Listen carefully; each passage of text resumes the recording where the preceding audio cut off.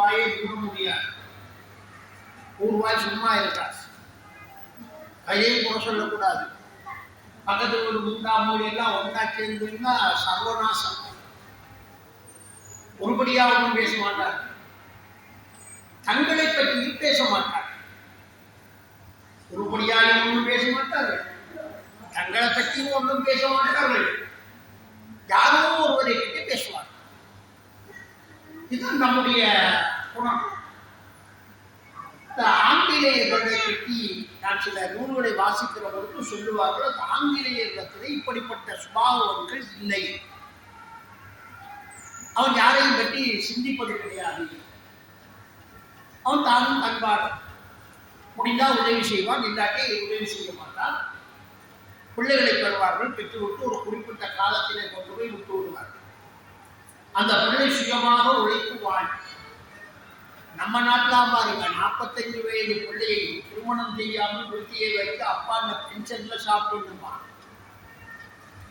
சிந்திக்கே பார்க்க மாட்டான். அது அப்பாவுக்கு இத்தனை வயதாயிட்டு அவற்றை உழைப்புல நான் சாப்பிடணுமே, நாம போய் ஏதாவது ஒரு வேலையை செய்து பணத்தை ஈட்டி கொண்டு வந்து அப்பாவை பார்க்க வேணுமே, இந்த எண்ணமே வராத ஒரு கொஞ்சம் பேர் நம்ம நாட்டில் தான் இருக்கிறார்கள். என்ன பொறுத்தவரைக்கும் அது தமிழ் கலாச்சாரத்தில் தான் இருக்கிறது. வட இந்தியாவில் கூட அப்படி இல்லை. இதற்காக இந்தியாவுடைய முழு பகுதிக்கும் நான் சென்றிருக்கிறேன்.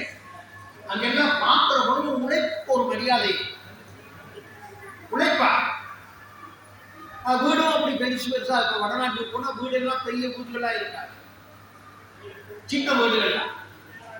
ஆனால் இப்போ நம்ம நாட்டில் பார்த்தா தெருவில் எல்லாம் சும்மா 3 மாடி 4 மாடி வீடு கிடு. சென்ற வாரம் தீவகத்துக்கு செல்ல வேண்டிய ஒரு தேவை போயிருந்தேன். அந்த தீவகத்திலே பக்கையால் கிடந்த இடத்துல எல்லாம் ஒரே 3 மாடி கட்டிடங்கள். கட்டிடம் கட்டுறதை நான் குறைன்னு சொல்லிங்க. அந்த கட்டடத்தை கட்டிட்டு பூட்டு போட்டு பூட்டி வச்சிருக்கிறதா கூட. சரி, இது என்ன செய்யலாம்? இந்த நாட்டில் எத்தனை ஏழைகள் இருக்கார். வாங்க முத்தவழிக்கு வாங்க, யாழ்ப்பாண முத்தவழியில் இருந்து பாருங்கள், அந்த தெருவிலே எவ்வளவு பேர் படுத்திருக்கிறார். அப்ப அப்படிப்பட்டவர்களை கூட்டி கொண்டு போய் அந்த வீட்டுல தங்க வச்சுட்டாவது நீ வெளிநாட்டுக்கு போகலாம். மனம் அது நல்ல சிந்தனை வேணும். போய்விட்டார். இப்படிப்பட்ட சுபாவத்திலே இருக்கிற நமக்கு இந்த அஸ்வத்தாமனுடைய கதையை எடுத்து பார்க்கிற பொழுது அஸ்வத்தாமன் சத்தியம் செய்து கொடுத்தான் போல தோன்றுகிறது அவர்களுக்கு. அந்த அவர்கள் முடிவு விதுரனுடைய அரண்மனைக்கு வருகிறான். விதுரனுடைய அரண்மனைக்கு வந்து இருக்கின்றான்.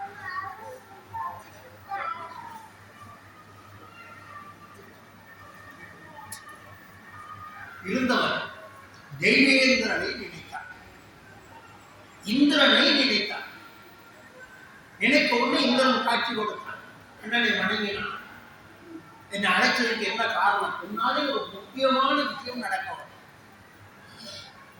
மாபாரத போர் தீர்மானமாயிற்று. யுத்தத்திலே உன்னுடைய வாரிசு, உன்னுடைய அருணினாலே பிறந்த அர்ஜுனன் உயிர் வாழ வேண்டுமானால் அது உன்னுடைய கையில தான் இருக்கின்றான். கர்ணன் கவச குண்டலத்தோடு பிறந்தவன். அந்த கவச குண்டலம் இருக்கும் வரை அவனை யாரும் வெல்ல முடியாது. நீ என்ன ஆயுதத்தை செலுத்தினாலும் கர்ணனை கொள்ள முடியாது. இது கூட அந்த காலத்து கற்பனை என்றார்.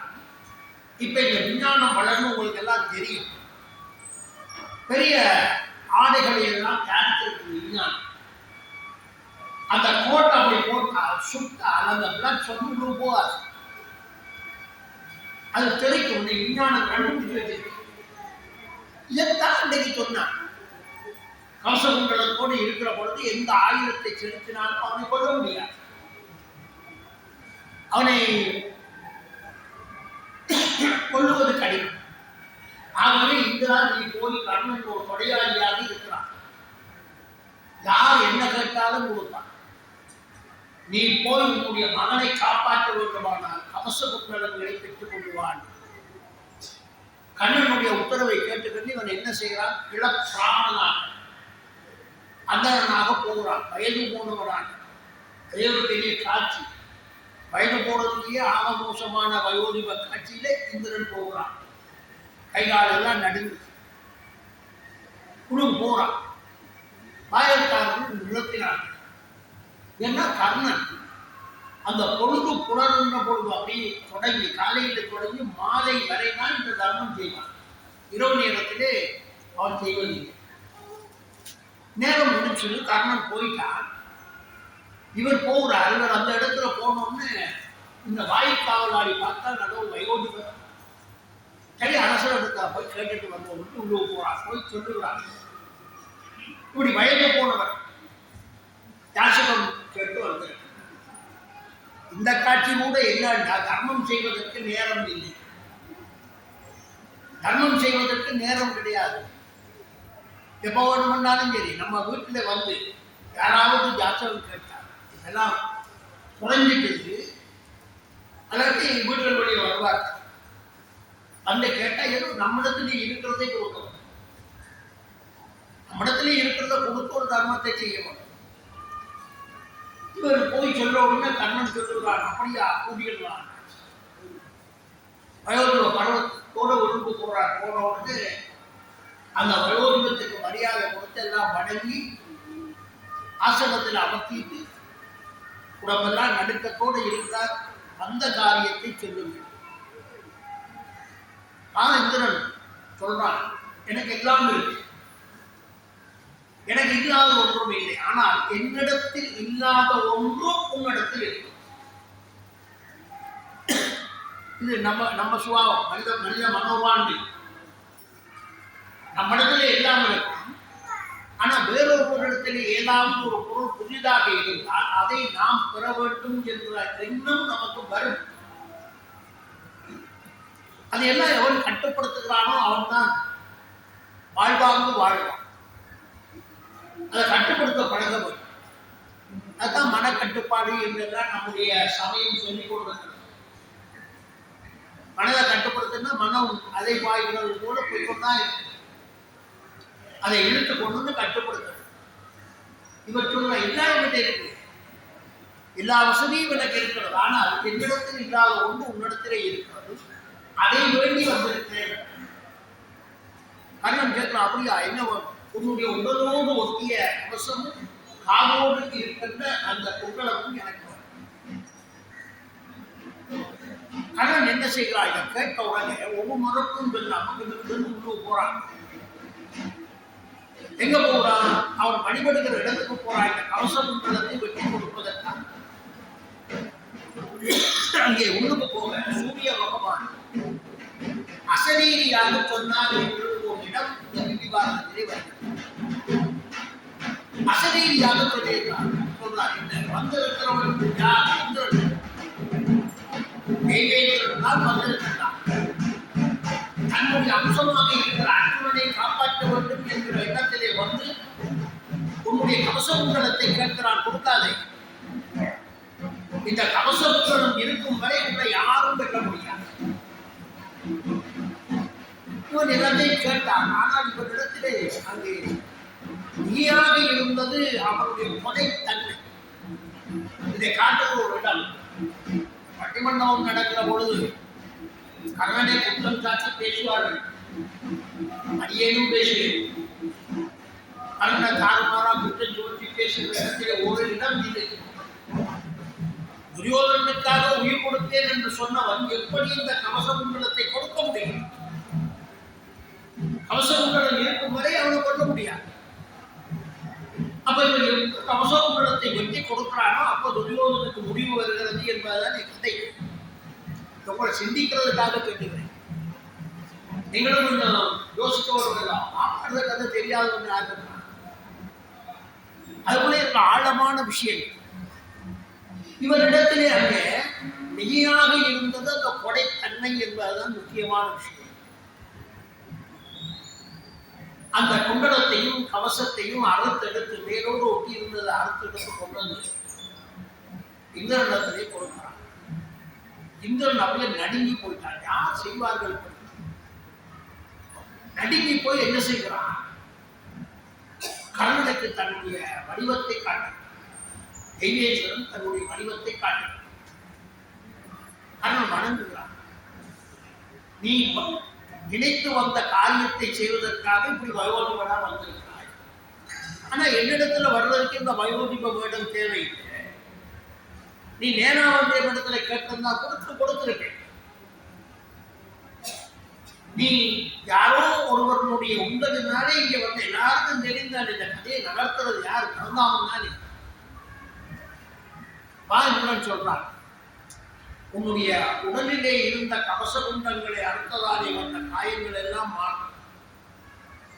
உனக்கு நான் ஒரு வேல்படையை தருகிறேன் என்று வேல்படை என்று சொல்லப்படுகிற ஒரு படையை கர்ணனிடத்திலே கொடுத்துட்டு சொல்லுவான், இந்த வேல்படையை நீ அர்ஜுனன் மீது மட்டும் செலுத்தக்கூடாது.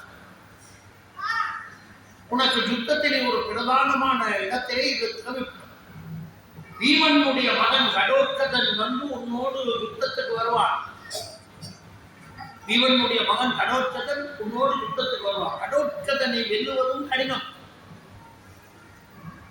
அந்த சந்தர்ப்பத்திலே இந்த வேலாயுதத்தை பயன்படுத்தி பின்னாலே யுத்தத்தில் பார்ப்போம். கடோத்கதன் வந்து ஆக்ரோஷமா சண்டை பிடிப்பான். கர்ணன் பெரிய சிக்கலை சந்திப்பான். இந்த வேற்படை தான் கர்ணனை காப்பான். கர்ணனிடத்தில் அந்த வேற்படையை கொடுத்து ஆசீர்வாதம் சொல்லிட்டு போறான். எங்க பரந்தாமன் இருக்கிற இடத்துக்கு போறான். வீரனுடைய மாடியில் அங்க போய் நடந்தது எல்லாத்தையும் சொன்னான். சரி, சந்தோஷம். அவர் நினைத்து வந்த எல்லாம் அவருடைய ஒவ்வொன்றா இருக்கு. அடுத்ததான் முக்கியமான காட்சிக்கு போவது கண்ணன் குந்தியினுடைய அரண்மனைக்கு போனார். குந்தியை பார்ப்பதற்கு குந்தியினுடைய அரண்மனைக்கு போகிறார். கண்ணனை கண்டோன்னு குந்தி எழும்பி வணங்குகிறார். குந்திக்கு மற்றொரு முறை என்றாலும் கண்ணன் பரந்தாமன் சகலத்தையும் அறிந்தவன் என்பது குந்திக்கு தெரியும். அதனால கண்ணனை பார்க்க வேண்டும் என்று எண்ணிக்கொண்டிருந்தவர் கண்ணனை கண்டோன்னு பெருமகிழ்ச்சி அடைந்து வழிபடுகிறார். நீ வந்த காரியம் என்ன ஆச்சுன்னு கேட்கிறா. அப்ப கண்ணன் சொல்லுகிறான், வந்த காரியம் என்ன? யுத்தம் தான். மகாபாரத போர் வரப்போகுது. யுத்தத்தில் யார் வெல்லுவார்கள்? அடுத்த கேள்வி அதுதான், என் மகன் பிள்ளைகளை காப்பாற்றப்படும். யுத்தத்திலே பாண்டவர்கள் வெல்ல வேண்டுமானால் இப்பொழுது அது உன்னுடைய கையில தான் இருக்க. அடுத்தது போல பாண்டவர்கள் யுத்தத்தில் வெல்ல வேணும்னா எல்லாம் உன்னுடைய கையில தான் இருக்கணும்னு குந்தி நடுங்குவார். நான் என்ன செய்ய முடியும்? நீ எனக்கு ஒரு உண்மையை சொல்ல. உன்னுடைய இளமை காலத்திலே நீ ஒரு குழந்தையை பெற்று அந்த குழந்தையை யமுனை ஆற்றிலே விட்டாய். நடுங்குவார். அவர் சொல்லுவார், எனக்கும் என்னுடைய தோழிக்கும் மட்டும்தானே இந்த ரகசியம் தெரியும். இது அடுத்த கதை. ஆட்டவன் என்று ஒருத்தன் இருப்பான். அவனுக்கு தெரியாது எதுவும் இல்லை. நீ என்ன தவறு செய்கிறாயோ அல்லது நன்மை செய்கிறாயோ எல்லாத்துக்கும் அங்கே நல்லா பேரன்னு சொல்லுவார். உங்க பேரன்ல வரவு செலவு எழுதி வைக்கிறதா. அந்த வரவுக்கும் செலவுக்கும் மேற்பதான் உனக்கு அடுத்த பிறப்பு அல்லது பிறப்பு இல்லாமல் காரைக்கால் அம்மையார் கூட இல்லை. என்ன கேட்கிறார்? மீண்டும் பிறப்புன்னே அம்மா கேட்கிறா. அவ்வளவு பெரிய உலகத்துக்கு தத்துவத்தை சொன்ன அந்த அம்மை முதல் தேவாரம் பாடியது அம்மா தான். காரைக்கால் அம்மையார் தான் முதல் தேவாரத்தை நமக்கு தந்தது. அந்த அம்மா கேட்கிறா, சிவபெருமான பார்த்துட்டு உனக்கு என்ன வேணும்னா மீண்டும் பிறப்பு. எனக்கு பிறப்பு வேணும், ஆனா திருப்பி பிறப்ப. ஏன் அந்த வார்த்தை வருகிறது என்றால், நாம் செய்கிற நல்வினை தீவினைக்கு ஏற்ப பிறப்பு வரும். நல்வினை செய்தால் என்ன நடக்கும் என்றால், நல்லதே செய்தால் என்ன நடக்கும்னா அடுத்த பிறப்புல நல்ல ஒரு குடும்பத்தை நல்ல பெற்றாருக்கு பிள்ளையாக பிறப்போம். நல்ல பிள்ளை நல்ல பெற்றாருக்கு பிள்ளையாக பிறந்து நாம எதை நோக்கி போகிறோமோ அதை நோக்கி செல்லும். அதுக்கு பிறகு அடுத்த பிறப்புக்கு பிறகு நிறுத்தி யோகத்தினுடைய உச்ச நிலையிலே முத்தி கிடைக்கும். ஆகவே இப்ப நீ இளம் வயதிலே உனக்கு ஒரு குழந்தை பிறந்து அந்த குழந்தையை கொண்டு போய் நீ யமுனை ஆற்றிலே விட்டாய். உண்மையா அந்த பெற்றோட போய் சொல்ல முடியுமா? கண்ணனுக்கு போய் சொல்ல முடியுமா? அவள் ஒத்துக்கொள்ளுகிறார். அதுக்குள்ளதான் கண்ணன் சொல்லுறான், அந்த மூத்த பிள்ளை இன்னும் இறக்கை இல்லை, அவன் உயிரோடு தான் இருக்கிறான். ஒரு தாய்க்கு தன்னுடைய பிள்ளை உயிரோடு இருக்கிறான்னா அந்த அந்த உணர்வு இருக்கிறதே, அது பெரும் உணர்வு. நீ பார்த்தா எல்லா போராட்டம் அது இதெல்லாம் நடக்குது, பார்த்தா பிள்ளைகளை காணவில்லை, இறந்து விட்டார்கள்.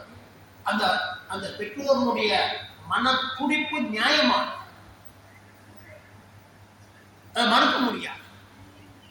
பெற்றோருக்கு பிள்ளைகள் தான் நான் சொல்வார்கள், ஒருவனை குற்றவாளி என்று சொல்லுகிற கடைசி ஆள் யார்?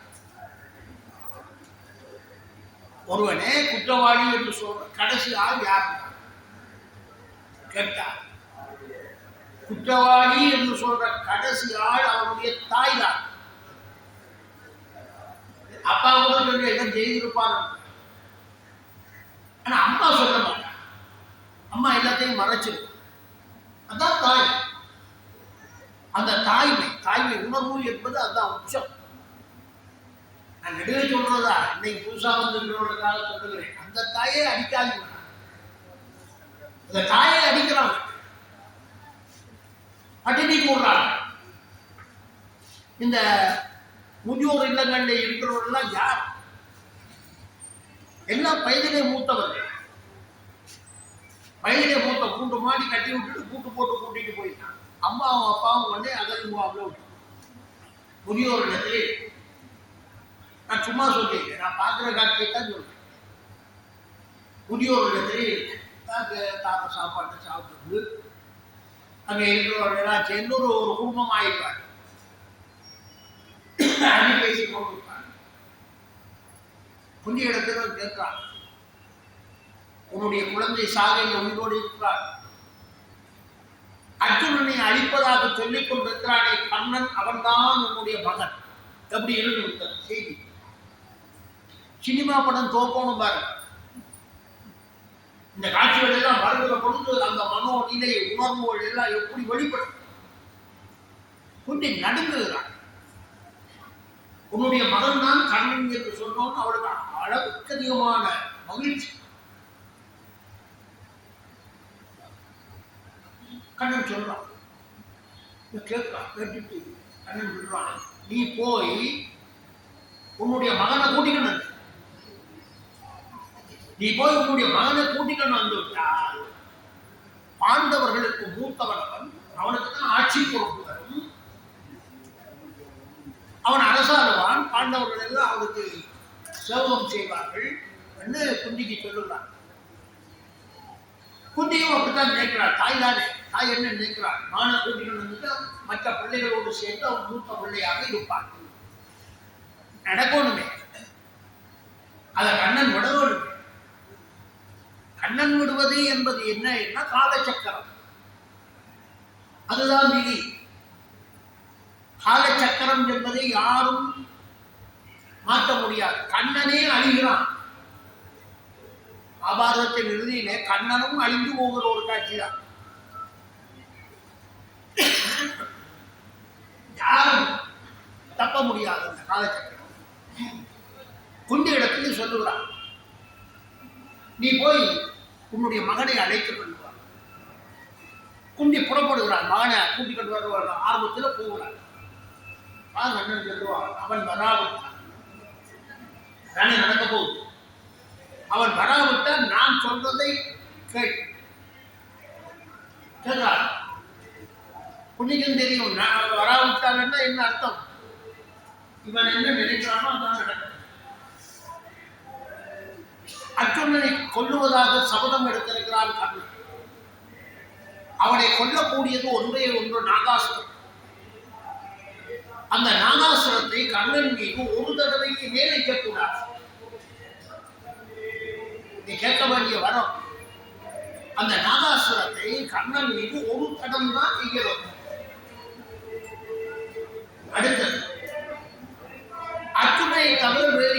பிள்ளைகளையும் கொல்லக்கூடாது. ஆண்டவர்கள் அர்ஜுனோடு யுத்தம், அவனை தவிர மற்ற யாரையும் கொல்லக்கூடாது. இந்த 2 வரத்தையும் கேட்டு வேண்டி கொள்வான்னு சொல்லி அனுப்பி வைக்கிறான். குந்தி மகனை காணுகின்ற ஆர்வத்தோடு விழுந்தெடுத்து ஓடுகின்றார்.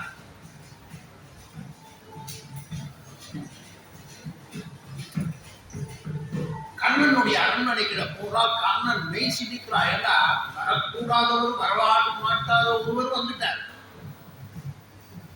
கண்ணனுக்கு தெரியும், கண்ணன் சொல்லுகிறான், வேலையை சொல்லிட்டாங்கவா, குந்திதான் உன்னுடைய தாய். ஆனாலும் கண்ணனுக்கு ஒரு சந்தேகம். என்ன சந்தேகம்? கண்ணன் யுத்தத்திலே வெல்லுவதற்காக இப்படி ஒரு மாயையை செய்திருப்பான், செய்வான் என்று நினைக்கிறான். அது வாய்ப்பு இருக்கு. கதை ஓட்டத்தின்படி பார்த்தால் கண்ணன் என்ன உண்டே. குந்தி வந்தவுடனே குந்தி சொல்லுகிறார், தன்னுடைய வரலாற்றை சொல்லுகிறார், நீ என்னுடைய மகன் அல்லவா. அப்ப கண்ணன் சொல்லுகிறான், என்னுடைய தாய் என்று உறவு கொண்டு மகன் வந்திருக்கிறார்.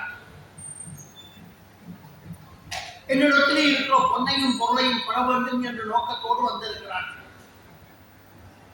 கண்ணன் என்ன செய்கிறான்னா, பல பேர் தாய் தாய் என்று வர தேவர்களை வழிபடுகிறான். வழிபட்டு கேட்கிறான், என்னுடைய தாயை கண்டுபிடிப்பதற்கு ஒரு வழி, என்னுடைய தாயை கண்டுபிடிக்கிறதுக்கு எனக்கு ஒரு வழிதாரங்கள் என்ன. தேவர்கள் என்ன செய்கிறார்கள், ஒரு ஆடை சேலையை கொடுக்கிறார்கள்.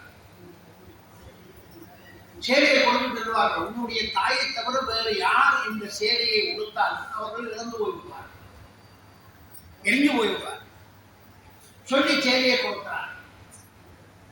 இப்ப கண்ணன் சொல்லுகிறான் குந்தி இடத்தில், அந்த சேலையை யார் உடுக்கிறார்களோ அதுதான் என்னுடைய தாய்.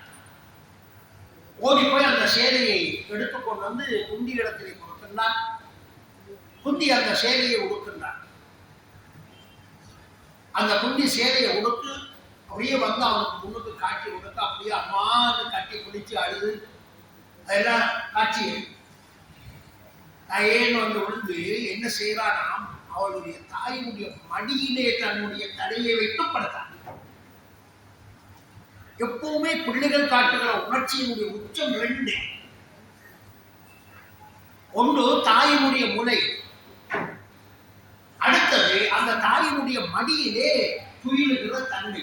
உலகத்திலே நீ எத்தனை இன்பத்தை கொடுத்தார், இனி இல்லைன்னு பஞ்சு மெத்தைகள் எல்லாம் போட்டு சட்டில எல்லாம் போட்டு வெல்வெட்டில எல்லாம் போட்டாலும் தாயினுடைய மடிக்கு கிடையாது. அதான் தாய். எந்த பெரிய தேசத்தில் உள்ள ஒரு அரசியலுக்காக சொல்லவில்லை. இந்த மோடி அவனுடைய வாழ்க்கை சரித்திரத்தை எடுத்து பார்த்தால், தாய் இறக்கிறதுக்கு முதல் தாய்கிட்ட போவார். தாய்கிட்ட போய் என்ன செய்வார்னா, அந்த பெரிய தேசத்துடைய பிரதமர் அந்த தாயினுடைய மடியிலே அப்படியே தலையை வச்சு இருப்பார். இதுதான் அந்த தாய் இருக்கிற சிறப்பு. மடியிலே தலையை வச்சு அப்படியே தாயை பார்த்து அப்படியே கண்ணீர் விட்டு அழுகிறான். அப்படியே போகுது. அப்பதான் கேட்பான் கண்ணன், சரி நீ வந்த காரியத்தை சொல்ல, என்ன இவ்வளவு காலம் விட்டுட்டு இப்ப வந்திருக்கிற, யாருடைய ஏவுதலாலே வந்திருப்பாய் என்பதும் எனக்கு தெரியும், உண்மைதானே? அப்ப இப்ப என்ன காரணத்துக்காக வந்திருக்கிறாய், நீ வந்ததை சொல்லு. அப்பதான் குந்தி கேட்கிறாய், எனக்கு நீ 2 வரம் தர வேண்டும். கண்ணன் சரி என்ன கேள். ஒன்று, நாகாசுரத்தை அர்ஜுனன் மீது ஒரு தடவை தான் கேட்பது. கண்ணன் சொல்றானா, இலக்கியத்தை படிக்கிறவர்கள் நன்கு தெரிந்து கொள்ள வேண்டிய ஒரு இடம். என்ன இதுல கண்ணனை குற்றம் சாட்டுவார்கள். ஒரு தடவை அம்ப விட்டான், 2ஆம் தடவை இருந்தால், ஏன்னா சண்டிகன் கூட சொல்ல போறான், அம்பு எடுத்து 2ஆம் தடவை விடுவேன். ஆனா அவன் விடமாட்டான், எடுத்து அம்பராஜோடிகளை போட்டு பேச இருப்பான். இப்ப காரணம் சொல்றான் குந்தி இடத்துல, நீ கேட்டது போல நான் ஒரு தடவை தான் அஸ்திரத்தை விடுவேன். அந்த அஸ்திரம் இலக்கை அடையாமல் தோற்று போய்விட்டார். ஒரு சத்திரிய வீரன் அந்த அஸ்திரத்தை திரும்ப 2ஆம் தரம் பயன்படுத்த மாட்டான். அப்ப நீ கேட்காட்டி அதாவது பொருள் நீ வரமாக கேட்கிறாய், ரெண்டாங்கிற விடக்கூடாது. நான் ரெண்டாங்கிற விட மாட்டேன். என்ன, நான் ஒரு சத்திரியன். முதல் தடவை அந்த அம்பு தோற்று விட்டால் அந்த தோற்ற அம்பை இரண்டாவது தடவை பயன்படுத்த மாட்டான். குந்தி இரண்டாவது கேட்டார், அர்ஜுனனை தவிர வேறு யாருக்கும் முன்னாலே அழிவு வரக்கூடாது. மற்ற பிள்ளைகளை எல்லாம் நீ தாக்கக்கூடாது. பின்னாலே சண்டை வருது பாருங்க. பீமனோட எல்லாம் சண்டை பிடிக்கிறான். அப்படி பீமனோட எல்லாம் சண்டை பிடிச்சோம்னா கர்ணன் விலகி போயிடுவான். என்ன தெரியும், இதுகள் பிறகு கர்ணன் மீது சுமத்துகிற குற்றங்களாக இருக்கலாம். ஆனால் இந்த அம்பை விடமாட்டேன் என்று அவர் சொன்னது தர்மத்தின் வழிதான். அது சத்திரிய தர்மம். ஒரு தடவைக்கு மேலே ஒரு குறிப்பிட்ட ஆயுதத்தை பயன்படுத்த மாட்டான். அந்த இலக்கை நோக்கி அப்ப அவனை என்ன செய்வான், வரத்தை எல்லாம் கொடுத்துட்டு கேட்பான். அதான் பாருங்க உச்சம். அம்மா, எனக்கு நீ 2 வரம் தரவும். தாய் கேட்டுட்டா வரம். இப்ப அம்மா கேட்கிறான், எனக்கு நீ 2 வரம் தரவும். கேள்மகனே கேட்கலாம் பாருங்க. அந்த அந்த உணர்ச்சியினுடைய அந்த காட்சியை நாம உணர்வுபூர்வமாக பார்க்க வேண்டும். ஒரு தாயிடத்திலே இப்ப மகன் தாய் கேட்டுட்டான். இப்ப மகன் கேட்க போறான். என்ன கேட்க போறான், அம்மா யுத்த காலத்திலே நான் இறந்துட்டான்.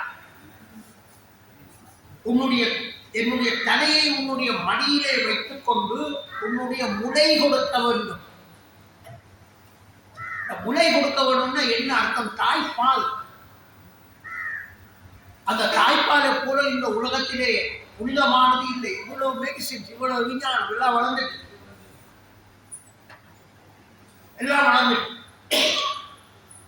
தாய்ப்பால் சுத்தமானது. தாய்ப்பால்ல ஒன்றும் மிக்ஸ் பண்ண இல்லை. மிக்ஸ் பண்ணாதபடி கடவுள் தயாரிக்கிற ஒரு பொருள் அந்த தாய்ப்பால். பின்னால விஞ்ஞானம் என்னென்னத்தான் சொன்னாலும் அந்த தாய்ப்பால் இருக்கிற சுத்தத்தன்மை. இப்ப இவன் சொல்றான், உன்னை மடியிலே என்னை வைத்து உன் முளை கொடுக்க வேண்டும். அப்ப எவ்வளவு ஏற்கம், ஒரு பிள்ளைகளுடைய ஏற்கம். முளை கொடுக்க வேண்டும். சரி, ஒரு வரம் முடிச்சு. 2வது வரம், யுத்தம் முடியும் வரையில் நான் உன்னுடைய மகன் என்பதை வேறு யாருக்கும் சொல்லக்கூடாது. நான் தான் உன்னுடைய மூத்த மகன் என்பதை வேறு யாருக்கும் சொல்லக்கூடாது. யுத்தம் முடியும் வரை சொல்லக்கூடாது. குந்தி அப்படியே கண்ணீர் வழங்க அழுது சரின்னு ஒத்துக்கொள்கிறார். அங்கே இருந்து புறப்பட்டு கண்ணனை பார்ப்பதற்காக வருகிறார். கண்ணனிடத்திலே வந்து நடந்தது என்றால் சொல்லுகிறார். கண்ணன் நினைச்சு கொண்டு வந்த காரியம் எல்லாம் முடிச்சு, எல்லாம் முடிஞ்சு இனி யுத்தம் நடக்க வேண்டும்.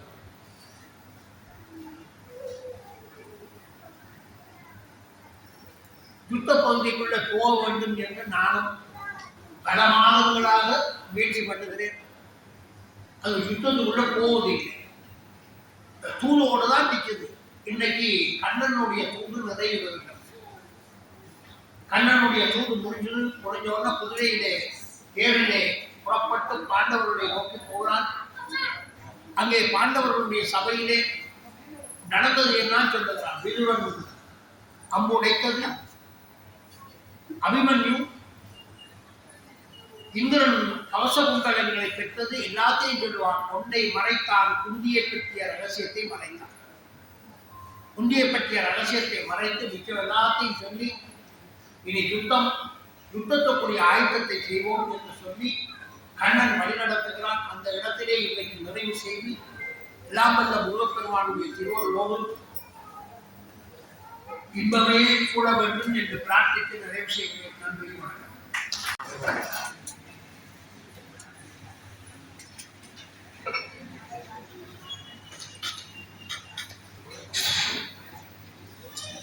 தோல்வியும் அழிவும் ஏறிய அந்த நெறியை கர்ணன் பேணியதன் காரணமாக துரியோதனன் பக்கம் சார்ந்து இந்த உலக நிகழ்ச்சியை பேணி வந்ததையும் அதன் மீது ஏற்பட்ட நிகழ்வுகளையும் ஆசிரியர் அவர்கள் இந்த சொற்பொழிவிலே அழகுபட வைத்திருக்கின்றார்.